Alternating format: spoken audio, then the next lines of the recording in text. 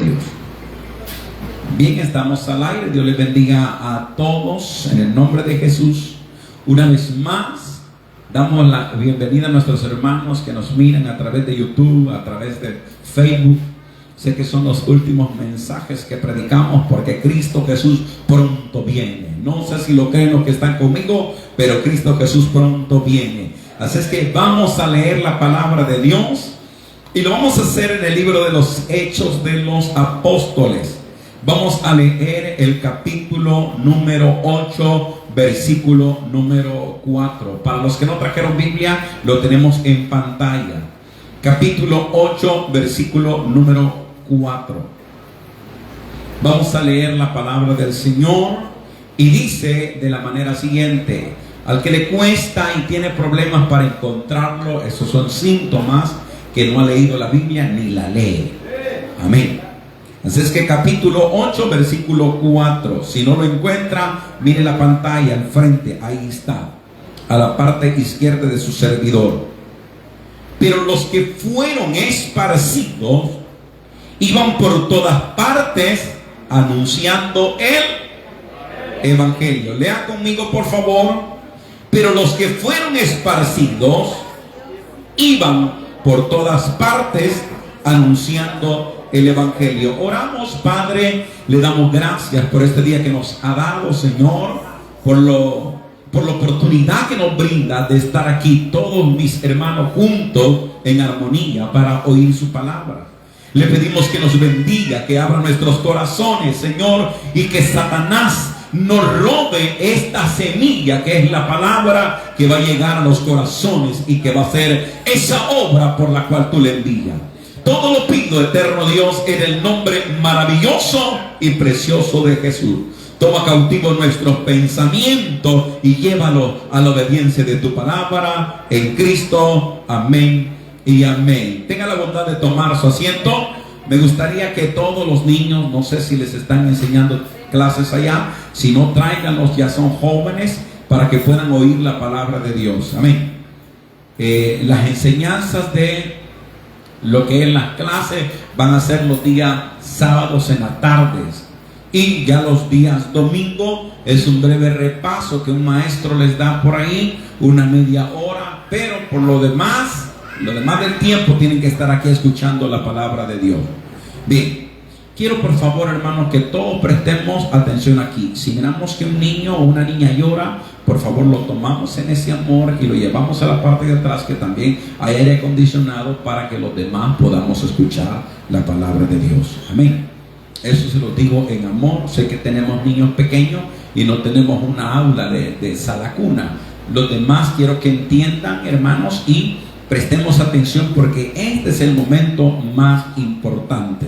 Hemos titulado el tema acerca de los que vieron su gloria.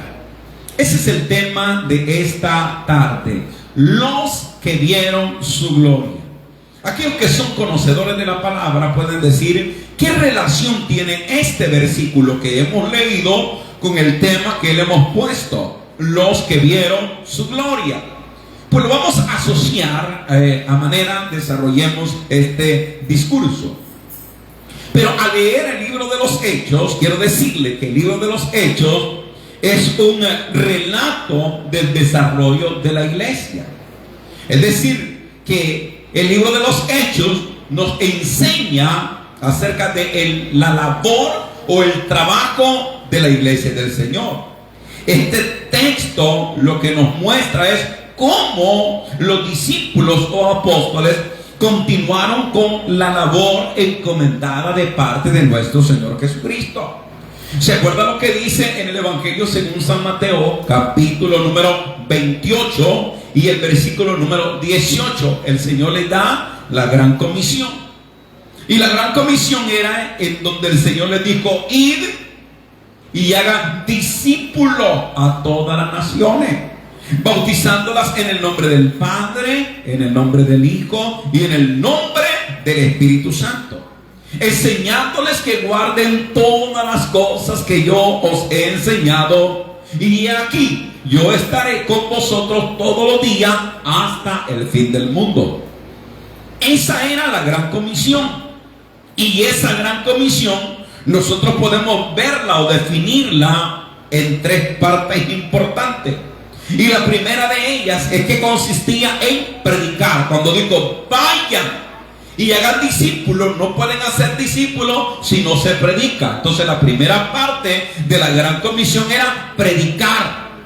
Después de que predicaban la palabra de Dios, que de hecho nosotros lo vimos ya en Hechos capítulo 1, en Hechos capítulo 2, aún en Hechos capítulo 3, nos damos cuenta que cuando ellos predicaban, Pedro predicaba en el primer discurso, creyó un número de personas como de 3,000 y luego de 5,000 a la palabra que Pedro estaba predicando.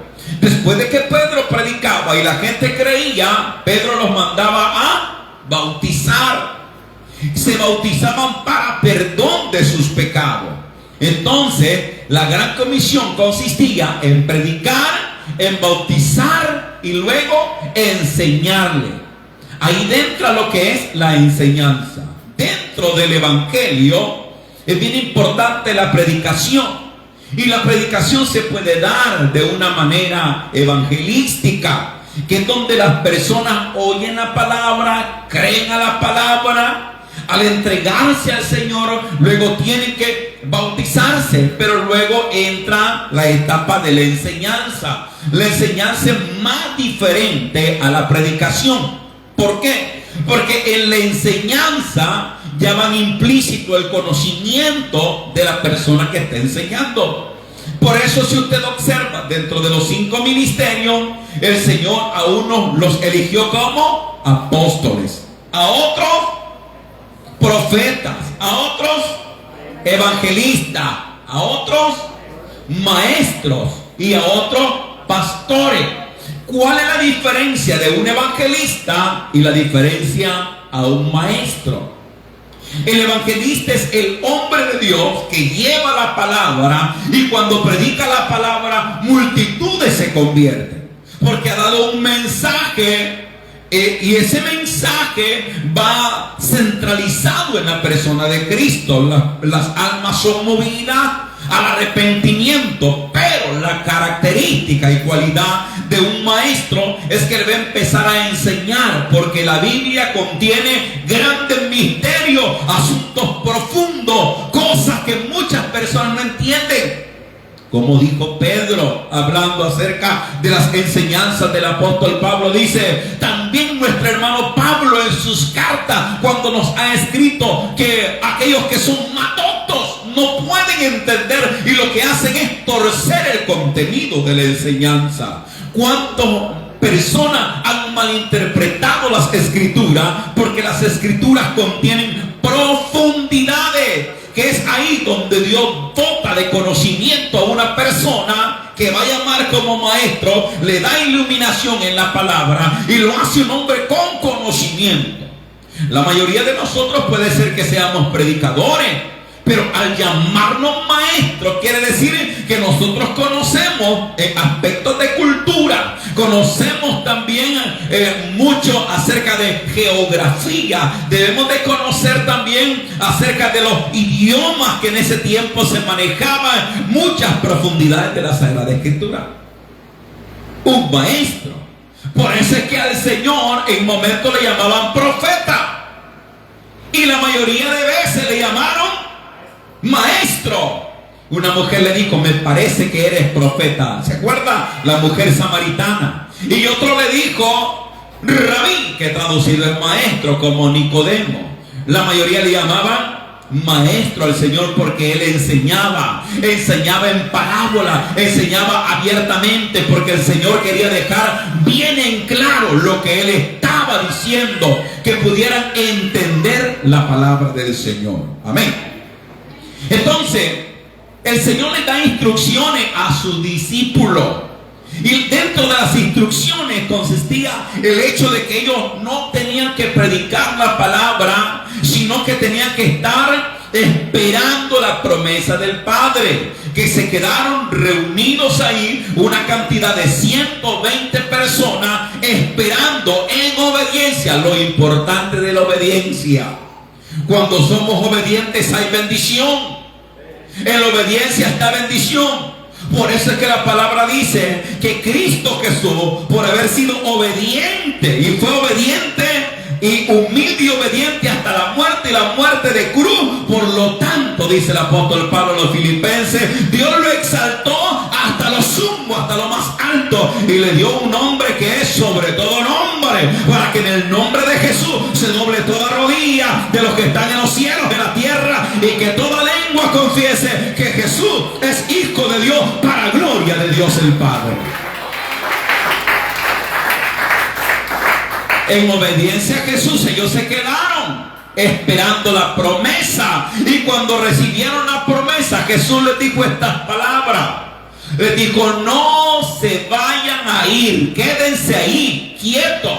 Y cuando venga la promesa de mi Padre, entonces, atención a esto, ustedes me serán testigos en Jerusalén, en Judea, en Samaria y hasta lo último de la tierra. Ellos oyeron cuál había sido la orden del Señor. Jesús asciende al cielo y ellos reciben el don del Espíritu Santo. Pedro comienza a predicar, la gente se comienza a convertir, la iglesia de 120 comienza a crecer y se vuelve una multitud muy grande. Estaban todos los días en el templo y por las casas no cesaban de enseñar y predicar a Jesucristo. La multitud era enorme, pero la palabra del Señor ya le había dicho, se las había anunciado a ellos. Les dijo que iban a ser testigos de Él en toda Judea, Samaria, Jerusalén y a los confines de la tierra. La iglesia se había estancado solamente en Jerusalén. Ahí tenían la sede. Ellos no salían de ahí. Ahí estaban predicando. Pero a medida ellos iban hablando del evangelio, la gente se iba convirtiendo. Los religiosos de aquella época levantaron odio contra los apóstoles por el hecho de que mucha gente se estaba convirtiendo a Jesucristo. Y empezaron a odiar a los apóstoles y empezaron lo que nosotros conocemos como las persecuciones. Y dentro de esas persecuciones, ahora hay un hombre liderando las persecuciones, del cual usted ya conoce. Cuando los hermanos en Jerusalén, los apóstoles, se dan cuenta que la iglesia del Señor está siendo perseguida, entonces tienen que usar una estrategia, porque, hermano, es bueno la preservación de la vida. Los que empezaron a huir, por decirlo de una u otra manera, los que empezaron a huir el concilio que había en Jerusalén, llegaron al acuerdo, a lo mejor los apóstoles, decir: es momento que nosotros podamos esparcirnos, porque ha empezado la persecución y nos hemos dado cuenta, a lo mejor esas fueron sus conversaciones, que ya empezaron los primeros mártires de la iglesia y empezaron a caer los primeros hombres a ser asesinados. Y entonces nos damos cuenta que la iglesia unida, la iglesia perseverante, la iglesia de los apóstoles comenzó a expandirse. Y llegamos al capítulo 8, donde dice: pero los que fueron esparcidos iban por todas partes anunciando el evangelio. Ahora, ¿qué nosotros entendemos de una persecución? ¿Qué nosotros podemos ver de una persecución? Yo puedo ver o definirlo de esta manera: que cuando hay una persecución, todo eso viene para que nosotros podamos permanecer en la fe. Eso es para mantenerse firme en la fe. Lo que viene es a ver si nuestro cimiento está firme, la fe. Y segundo, para que nosotros mantengamos firme nuestra vocación. La persecución sirve para poder prevalecer en la fe. Segundo, para que nosotros nos mantengamos firmes en la vocación. ¿Y qué es la vocación? La vocación es el llamamiento que Dios nos ha hecho a nosotros. Y esa vocación usted no la puede perder. En términos seculares, Cuando una persona estudia, se desarrolla y logra graduarse, él puede ser un ingeniero, él puede ser un doctor, y esa es la vocación. Cuando saca un título de abogado, esa es una vocación. Hay personas que lo tratan ya no con el nombre, sino con la profesión, y le dicen señor abogado o el ingeniero, y luego el nombre, doctor, y luego el nombre. Primero va la vocación y luego el nombre. Y cuando comienza la persecución o se da la persecución, es con el propósito que nuestra fe esté prevaleciendo. Segundo, que nuestra vocación se mantenga intacta. La vocación, como les repito, es el llamado que Dios nos ha hecho a nosotros. Y cuando esa vocación está firme en nosotros, no importa lo que pueda suceder a nuestro alrededor, nosotros mantendremos haciendo la labor que Cristo nos ha mandado a hacer. ¿Por qué tomaba este versículo? Y voy a entrar en detalle. Porque cuando yo les doy un tema que es los que vieron su gloria, todas las personas que vieron la gloria del Señor fueron marcados. En otras palabras, eso que vieron la gloria del Señor les sirvió para mantenerse firme hasta el día de la muerte. La palabra del Señor nos habla en Mateo capítulo 17 que Jesús tomó aparte a Pedro, a Jacobo y a Juan. Y hay 3 evangelios que hablan lo mismo, 2 evangelios más. Los tomó aparte, preste atención a esto, y los llevó al monte de la transfiguración. Y cuando ellos estaban en el monte de la transfiguración, vino Pedro y dijo: qué bueno es que estemos en este lugar. Bueno es estar aquí. Porque ellos estaban viendo cómo las vestiduras del maestro estaban cambiando. Se estaban volviendo blancas, resplandecientes como lino fino, limpio. Y de presto 2 figuras, 2 personajes que descienden junto a donde estaba el Señor. Y Pedro y los que con él estaban dijeron: este es Elías y este es Moisés.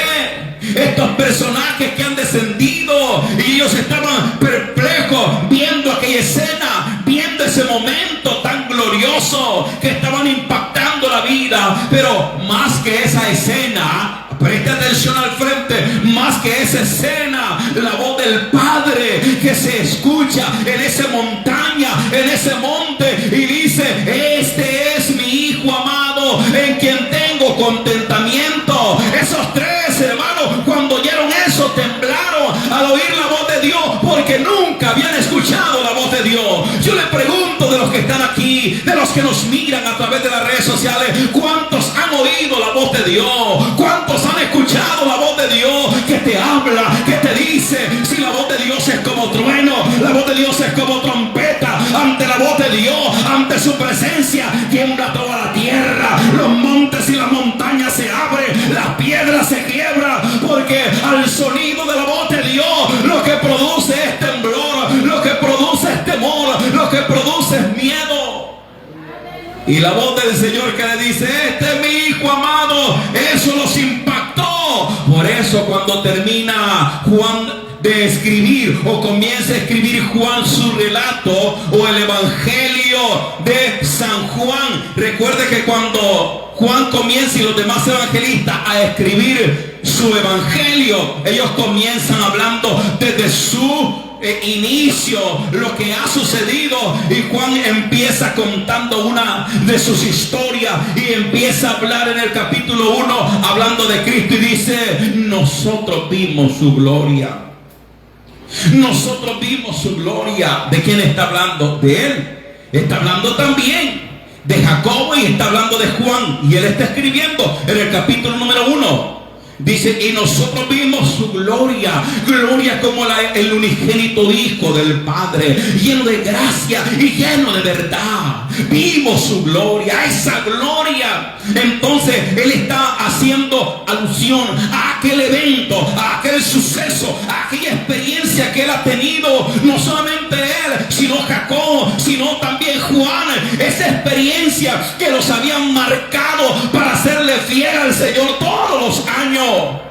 Ellos tuvieron la oportunidad de oír al Señor. Pero usted dice, ¿pero qué tiene que ver esto con Felipe? ¿Qué tiene que ver esto con estos otros? Lo importante es que de una u otra manera ellos también fueron testigos de la gloria del Señor. Porque Felipe, del cual se empieza a escribir en el capítulo número 8, él estaba en el aposento alto. Él fue uno de los que fue lleno del Espíritu Santo. Él fue uno de los que recibió el don del Espíritu Santo. Él fue un testigo, a lo mejor ocular, de que cuando Pedro predicó la gente se convertía, 3,000, 5,000 personas. Él fue testigo de todo eso. Él fue creciendo y desarrollándose de tal manera que él estaba ahí. Él era testigo de lo que Dios estaba haciendo. A lo mejor él estaba ahí cuando aquellas mujeres y aquel hombre llegaron mintiéndole a los apóstoles, como era Ananías y Zafira. Estaban allí a lo mejor cuando Pedro le dijo, no has mentido a los hombres, sino que han mentido a Dios, y cayeron muertos tanto Ananías como Zafira. Y en el pueblo de Dios había temor. Ellos iban viendo cómo la iglesia se iba desarrollando,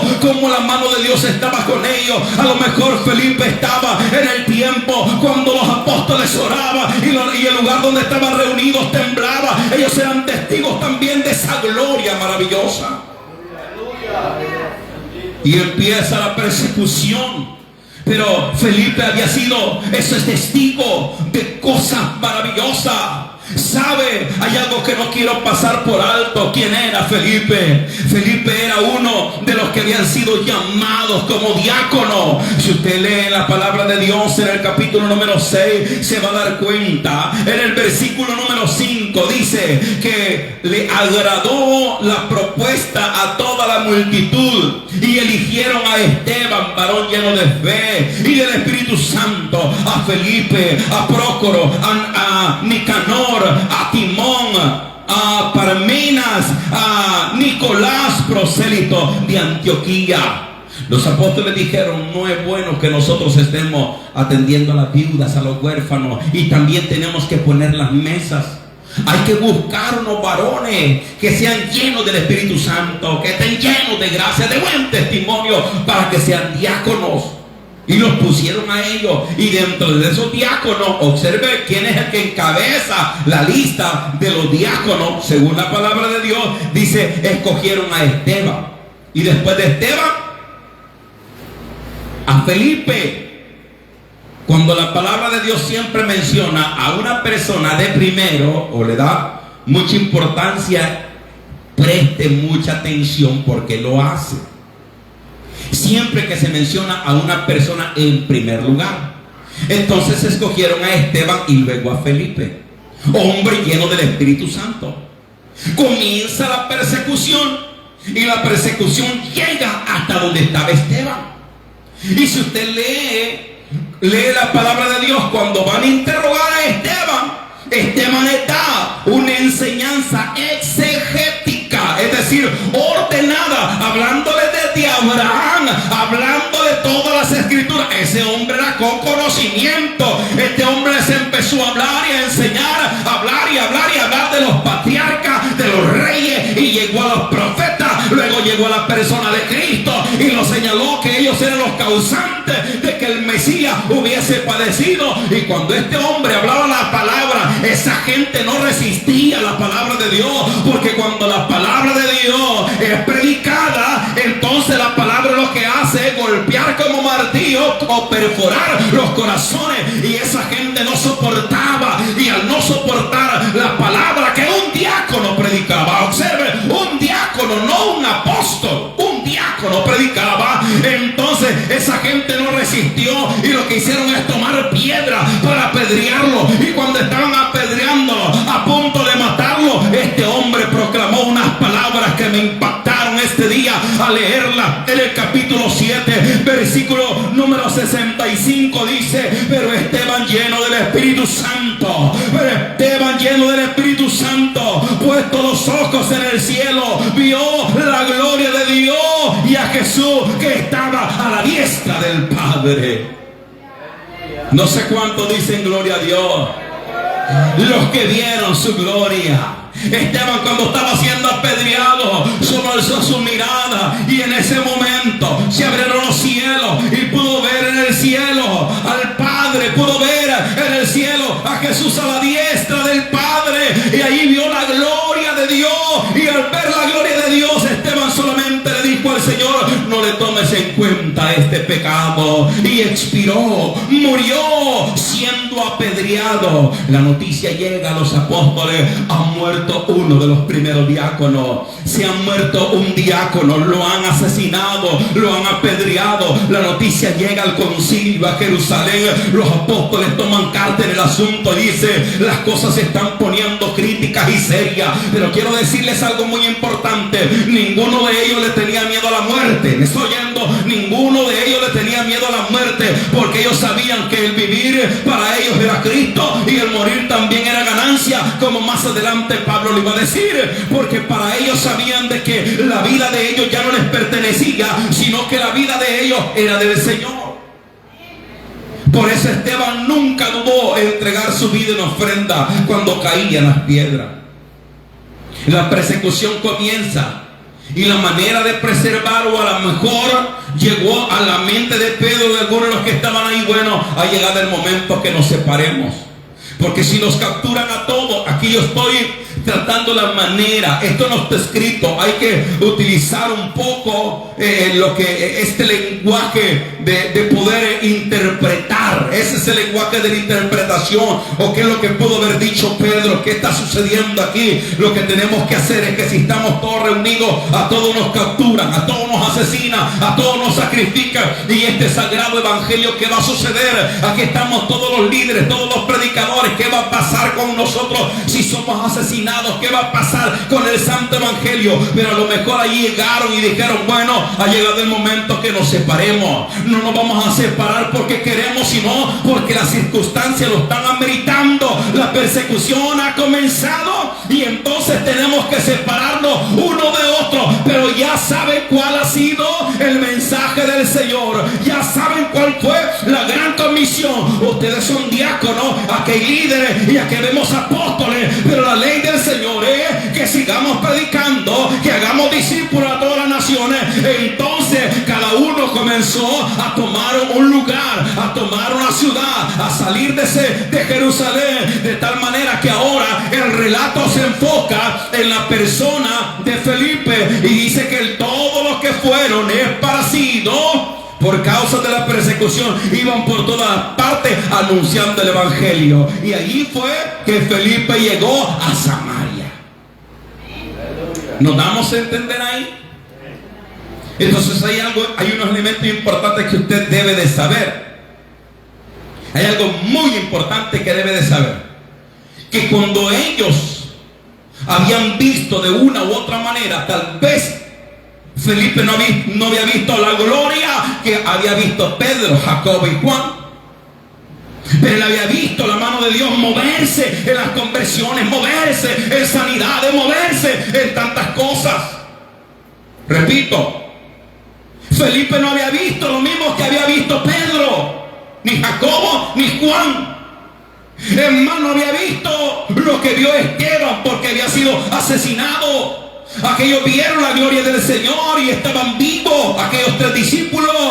Esteban vio la gloria del Señor, pero estaba muerto. Esteban no le pudo compartir a los demás apóstoles y decirle: vi la gloria de Dios. Pero ahora Felipe había visto de una u otra manera la mano de Dios moviéndose, y él a lo mejor solamente había sido testigo ocular, pero ahora iba a pasar de ser testigo a ser la persona a la cual el Espíritu Santo iba a usar. Y ahora él, cuando llega a Samaria, preste atención a la región que llegó, a Samaria. ¿Qué tiene que ver Samaria? Jesús le había dicho: cuando venga el Espíritu Santo, me van a hacer testigos en Jerusalén, Judea y Samaria. Pero si Samaria tenía problemas con ellos, Samaria, ellos eran odiados por los samaritanos y los samaritanos odiaban a los judíos. Pero como el Señor los había mandado a predicar, ya el Señor iba preparando la vida de los apóstoles hasta que llegaran a los gentiles en el capítulo 10 del libro de los Hechos a través de la persona de Pedro. No quiero que se pierdan con este mensaje. Entonces ahora Felipe, él llega a Samaria, y en Samaria él ya no está. Ahí no está Pedro, el gran evangelista que gana 3,000 personas, el evangelista que gana 5,000 almas. Ahí no está Juan, el hombre con poder y autoridad que levanta de la mano a aquel cojo que estaba en la puerta del templo llamado La Hermosa. Ahí no está ni Pedro ni Juan, los dos más grandes evangelistas.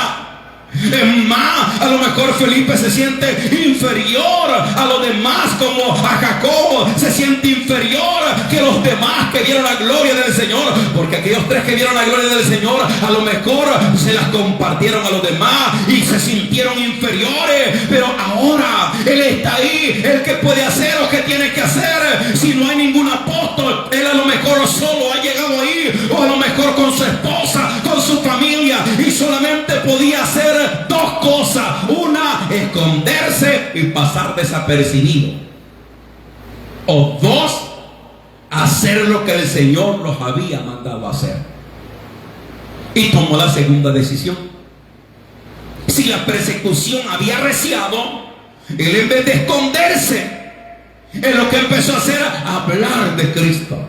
Y cuando este hombre habló la palabra de Dios, el mismo efecto que había hecho esa palabra cuando era predicada por Pedro, cuando era predicada por Juan, fue el mismo efecto que hizo cuando la predicó Felipe en Samaria, de tal manera que toda la ciudad de Samaria se convirtió al Señor. Toda la ciudad de Samaria creyó en Cristo. La gente se convirtió, hasta un brujo que andaba ahí se convirtió, y dice la palabra de Dios que hubo gran gozo en aquella ciudad.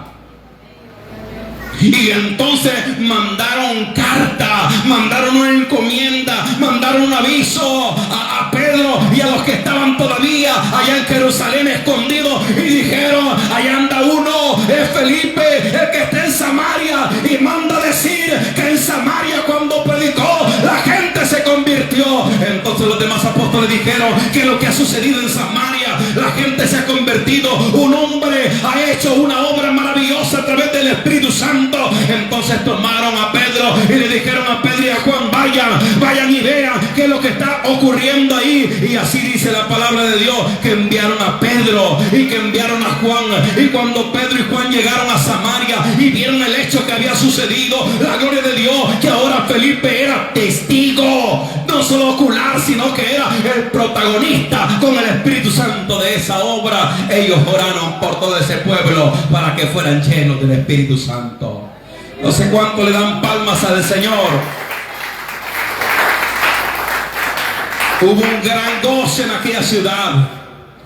Si usted lee el capítulo 8, versículo 14, lo dice: cuando los apóstoles que estaban en Jerusalén oyeron que en Samaria habían recibido la palabra de Dios, enviaron allá a Pedro y a Juan. Y hubo gran gozo en aquella ciudad.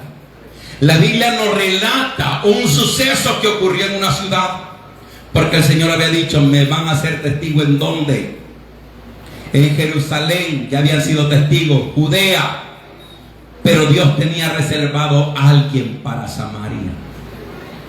No sabemos cómo fue que este Felipe llegó ahí, si fue enviado o él tomó iniciativa de irse para Samaria. Lo cierto es que Dios hizo la obra y la gente empezó a creer, y ahora él era una de las personas que había visto la gloria de Dios.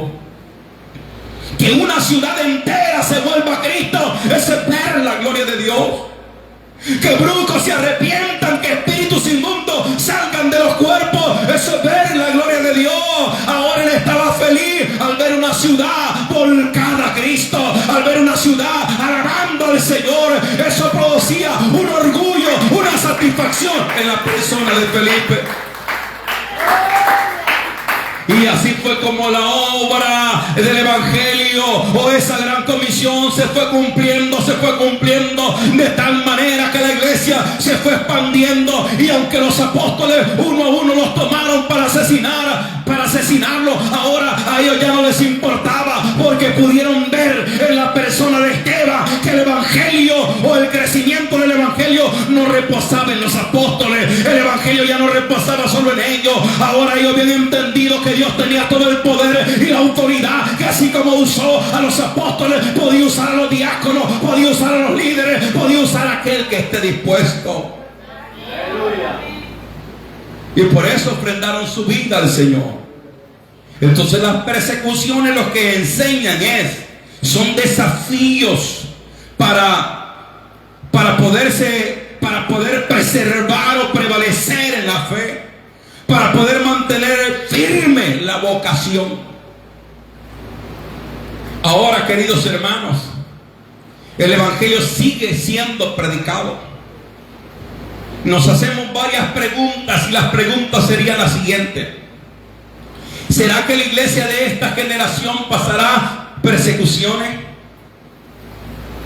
¿Será que sufriremos persecuciones o estamos en un tiempo de paz donde todo es felicidad, donde todo es tranquilidad? Y ahora el pueblo de Dios se ha acomodado, la gente ha dejado de congregarse, ha dejado de leer, ha dejado de orar, ha dejado una vida espiritual. ¿Qué sucederá? Esta es mi pregunta. ¿Qué sucederá si al día de mañana las cosas se comienzan a complicar? ¿Qué pasará si al día de mañana los que ahora estamos en Estados Unidos tendremos que retornar a nuestros países de origen, a México o a Centroamérica o a cualquier país? ¿Qué pasará si se levanta una persecución? Porque muchos dicen, no va a haber persecución, Cristo viene. Pero yo puedo decirles algo: nada de lo que nosotros podamos decir como predicadores se acerca a esa verdad que solamente Dios conoce. Porque yo he leído la palabra de Dios que dice en Apocalipsis: por cuanto ha guardado la palabra de mi paciencia, yo también te guardaré de la hora de la prueba que ha de venir sobre el mundo entero para probar a los moradores de la tierra. Si nosotros estuviéramos en ese tiempo, en el tiempo de los apóstoles, y tendremos que ser esparcidos. Estamos escuchando el mensaje. ¿Qué sucedería si nosotros somos esparcidos? ¿Será que si alguno regresa a su tierra seguirá siendo cristiano? ¿Será que a donde quiera que usted vaya va a dar testimonio del Señor? Esa es la realidad de la cual vivimos. ¿Sabe por qué? Porque nosotros hemos oído de la gloria de Dios. Nosotros hemos oído de la grandeza de Dios, pero nosotros no somos ni testigos oculares, ni tampoco personas que hemos visto la gloria de Dios. Por eso, si las cosas se complican, si en un momento duro hay persecución, la gente lo que hace es huir, la gente lo que hace es escapar, y lo que menos hacemos es hablar del Señor. Si no hablamos de Cristo hoy, que no hay persecución, ¿cuánto más cuando hubiese persecución en esta tierra? Hoy, por predicar el Evangelio, hoy puedo poner mi dispositivo, puedo poner mi teléfono, puedo hablar en todas las plataformas y nadie te va a censurar, excepto que digas una palabra que quizá ante las redes sociales no le guste. Pueden cerrarte un canal, abres otro y sigues predicando. Pero ¿qué sucederá cuando venga la persecución? Porque siempre he creído que el verdadero oro tiene que ser probado por el fuego, y el verdadero trigo tiene que ser zarandeado. Cuando nosotros no tenemos experiencia, no somos marcados. Nosotros necesitamos experiencias con Dios. De lo contrario, usted prácticamente está pasando el tiempo. Si usted no tiene experiencias con el Señor, si usted no tiene experiencias vivas con el Señor, en el momento de crisis usted va a desfallecer. ¿Me están escuchando? En el momento de crisis usted va a desfallecer. Cuando venga la angustia, cuando venga la pobreza, cuando venga la calamidad, cuando venga lo que esté escrito en la palabra del Señor, usted, hermana, hermano, no hallará qué hacer. Y entonces, a donde quiera que se pueda ir el mensaje es, si nosotros tenemos una vocación. La vocación sigue vigente hasta ahora en día. El mensaje del Señor para los apóstoles de ir y predicar el evangelio no solamente era para ellos, es para nosotros también. Pero la pregunta es, ¿estamos cumpliendo nosotros? ¿A quiénes le predicamos la palabra? ¿A quiénes estamos evangelizando? ¿A quién estamos ganando para el Señor? He leído cuando allá llegó Felipe a buscar desde el principio a Natanael para evangelizarlo. ¿A quién hemos buscado nosotros? Y yo sé que los hombres de Dios ya murieron, ya perecieron, pero esta es nuestra oportunidad. Esta es la oportunidad suya. Ellos ya tuvieron la oportunidad y la aprovecharon. Y ahora es nuestra oportunidad que debemos de aprovechar. Y si sucediera un evento, y gracias a Dios que estos mensajes se graban, pero si de aquí a mañana, si este año que viene, Dios permite que las cosas se empeoren y podemos tal vez no sufrir una persecución, sino que suceden eventos donde usted tiene que cambiarse de ciudad, tiene que moverse del país, a donde quiera que se vaya. Así como Felipe se fue a Samaria, también usted es llamado a hablar del Señor. Uno se siente triste cuando las personas vienen de diferentes lugares, de Centroamérica, de México, para este país, y vienen a hablar del Señor, pero a los días cambian, dejan de congregarse, Satanás les cierra la boca y dejan de predicar la palabra. Pero los que vieron su gloria nunca dejaron de predicar. Nunca. Si usted y yo somos testigos de la gloria de Dios, hablemos de Jesús. Prediquemos la palabra. Prediquemos la palabra. ¿Tiene experiencias usted con el Señor? ¿O somos como Job? De oídas te había oído, pero ahora mis ojos te ven. ¿Será que está en vigencia el mandamiento de la gran comisión, ir y hacer discípulos a las naciones? Claro que sí. ¿Pero a quiénes les predicamos? ¿Ha muerto el espíritu del evangelista? Ahora queremos utilizar plataformas, queremos utilizar auditorios, queremos utilizar edificios para predicar la palabra. Ya no hay personas que prediquen al aire libre, ya no hay personas que anden buscando las almas afuera, ya no hay personas que anden tocando la puerta. Hay personas que cargan la mentira y actúan como si anduvieran la verdad, y los que tenemos la verdad nos comportamos como que si estuviéramos hablando mentira, porque nosotros, si andamos la verdad de Dios, ¿por qué no la compartimos? ¿Por qué no la hablamos? Porque hay tanta apatía, porque hay tanta falsa de creencia, porque la familia no nos cree, porque los amigos no nos creen. ¿Qué está pasando con nosotros? Simple y sencillamente no ha habido una experiencia que nos marque. Porque cuando hay una experiencia que te marque, ese día te hace indetenible. Sigues hablando, sigues predicando, le hablas al que está a la par, le hablas a tu amigo, le hablas a tu familia, le hablas a tu compañero de trabajo, al que está contigo en la escuela, le hablas a todas las personas, y la gente te va a decir: este está loco, esta está loca, solamente del Señor me habla, solamente de Dios me habla. ¿Pero por qué? Porque usted ha sido marcado.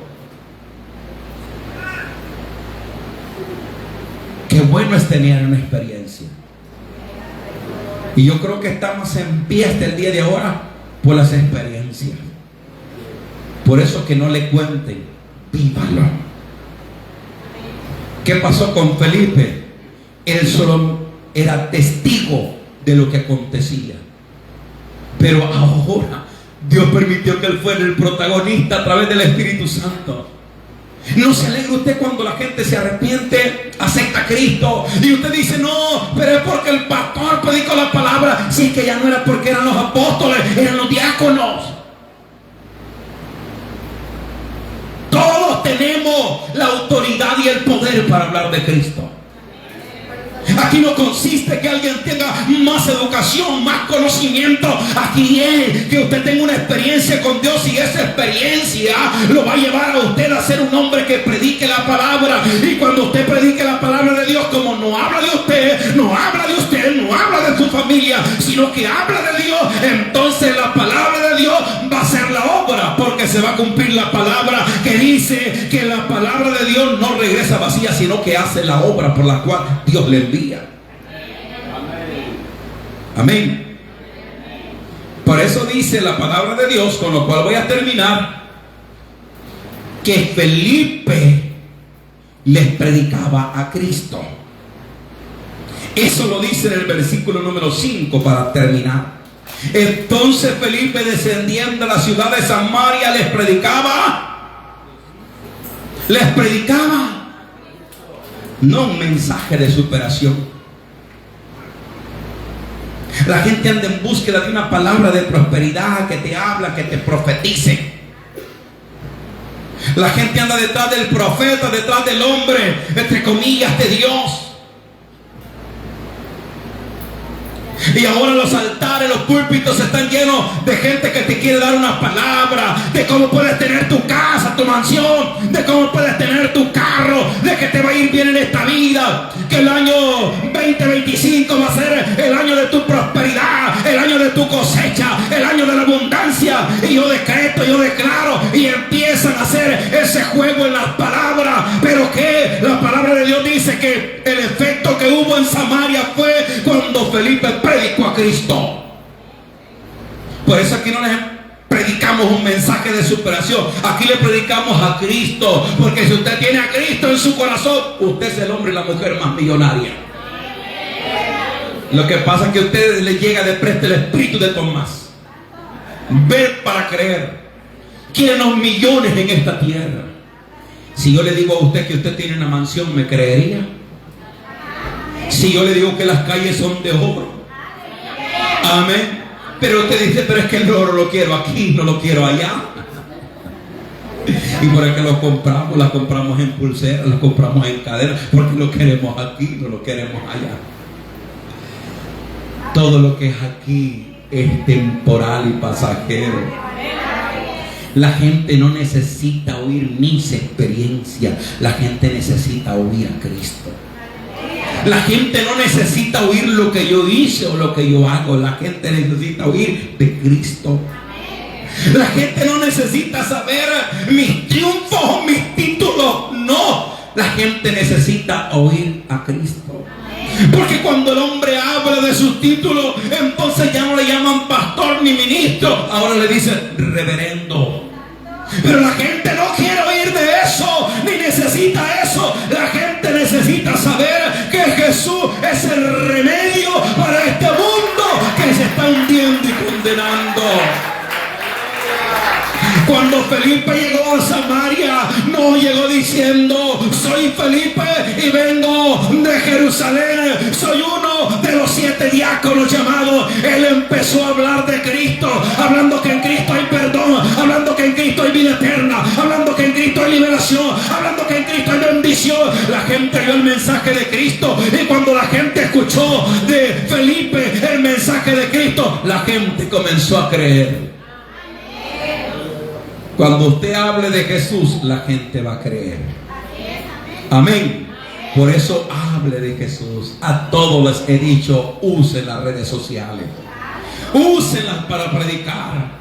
No la usen para andar diciendo: aquí estoy en el parque, aquí ando, miren en este lago. Aquí hablen de Cristo. El Señor nos manda a predicar. Imagine que el Señor se hubiese ido y nos manda a nosotros, y nosotros en vez de predicar anduviéramos de turistas enseñando todo lo que hay. No, bendito Dios que en ese tiempo no había ni tecnología. Los mandó a predicar. Y como pastor, en el nombre de Jesús, yo les digo: usen la tecnología y prediquen. Prediquen, hablen del Señor, porque si ustedes no hablan, las piedras hablarán. Quiero terminar con esto. Si usted lo hace, yo creo que usted ya no va a ser testigo ocular. o oidor, sino que el Espíritu va a hacer que usted sea protagonista y que diga gloria a Dios por lo que este hombre y esta mujer está haciendo, porque siempre que se predica Cristo tiene que suceder algo. Y si alguno, no sé, voy a repetir esta palabra, siempre que digo una palabra, así es, no sé por qué, pero algunos de los que están aquí, si este próximo año no nos vemos, a donde quiera que usted esté, predique. Ese es mi consejo. Este año que viene va a cambiar muchas cosas y espero que se acuerden de este mensaje. A donde quiera que vayan y a donde quiera que estén, prediquen. La vocación la cual el Señor los ha llamado a hacer, háganla. No importa si en esa colonia o en ese lugar donde van a ir no hay cristiano, Dios lo ha llevado con un propósito. Y si ya hay cristiano, no sea solamente de ese grupo, sea diferente, marque la diferencia. Y acuérdese de este mensaje: las cosas se pondrán de mal en peor, y a donde quiera que estemos o a donde quiera que el Señor nos lleve, recuerde, tenemos una vocación, somos predicadores. Lo que pasa es que hay muchos predicadores que no se han estrenado, pero usted es un predicador. Hablemos de Cristo a donde quiera que vayamos. Le damos palmas al Señor.